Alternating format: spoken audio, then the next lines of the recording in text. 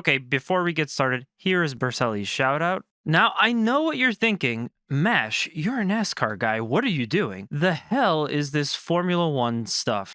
Well, I'm learning more and more that Formula One has races in the States. For example, Texas, Las Vegas, and also Miami. So maybe one day I'll go check out the world's most popular motorsport live in action.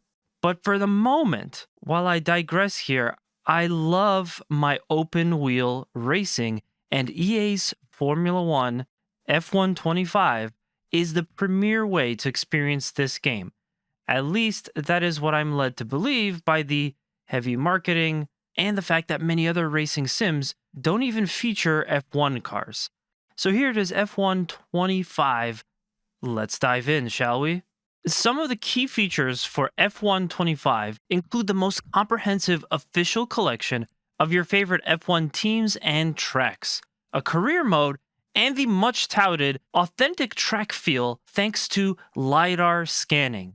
Talking about LiDAR, no, that's not like the LiDAR that your Uncle Rick failed that one time. This is a laser-based scanning technology used for creating the most accurate version of a racetrack in a game. Very cool to see this being implemented because it really lets players experience the bumps, curves, and imperfections in the road exactly the way they are in real life. It also pairs well with the fact that this game looks beautiful, the tracks being no exception.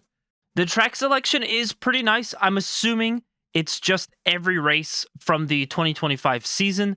Like mentioned earlier, they got the LiDAR out for this, so you know they're not messing around. I particularly liked hitting the bumpers and corners.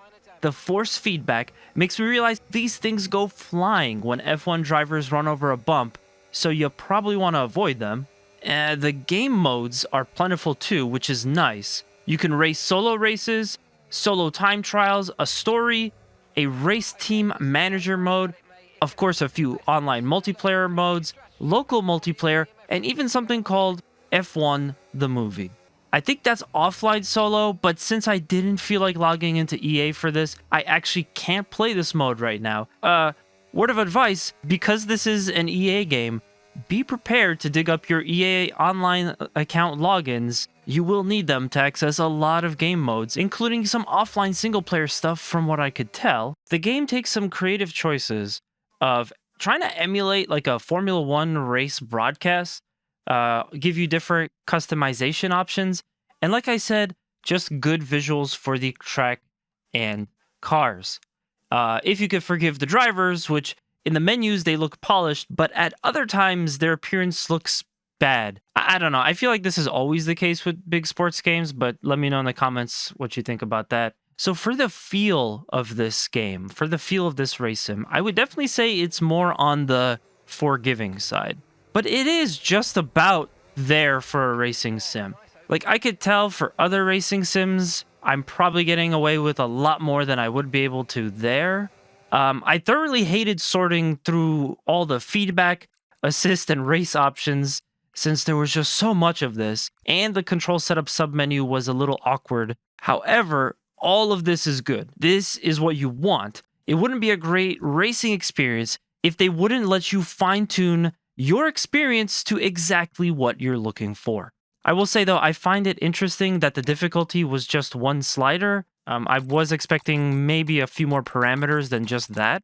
I love the way it feels when you hit a braking zone in this and you mash down through the shift paddle so you can get to the right gear. I definitely have a lot to get used to because plenty of times I was rear-ending cars on the track or just rushing off the track more than I wanted to. That understeer is insane when you slow down from like 300 kilometers per hour down to second or first gear. So yeah, I have my work cut out for me with this game. I don't really recall during my brief time running F125 running into any brake lockups. However, that was a huge issue for me when I've previously run open wheel cars and sim racing games.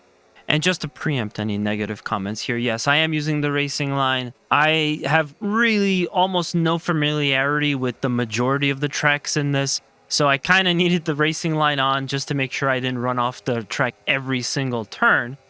But yeah, I actually do plan to play this quite a bit. Once my content schedule slows down a bit, believe it or not, despite mostly being a NASCAR and Mazda MX-5 fan, I really do like open wheel racing too. It's a different beast if you're watching, and it's quickly become one of my favorite styles to sim race. F125 has a wide open array of different options available for all sorts of motorsports enthusiasts, all sorts of racing fans, and Formula One fans. I think that they put all the bells and whistles into this, including season-long challenges and additional modes, both offline and online, that I think this is going to be one of the best Formula One games that ever came out. I take that with a grain of salt. Like I said at the very top of this, I am really new to the world of Formula One. I could be wrong. Maybe this is the worst F1 game that's released in the last decade. I don't know. But from my time, I certainly enjoyed it. And I hope you guys enjoyed this video. If you did, make sure to like, comment, subscribe. I still got plenty of more racing content coming out on new 2025 racing games to the end of the year. So be on the lookout for that. I'm Mash the Stampede. Thank you so much for watching. I'll catch you next time.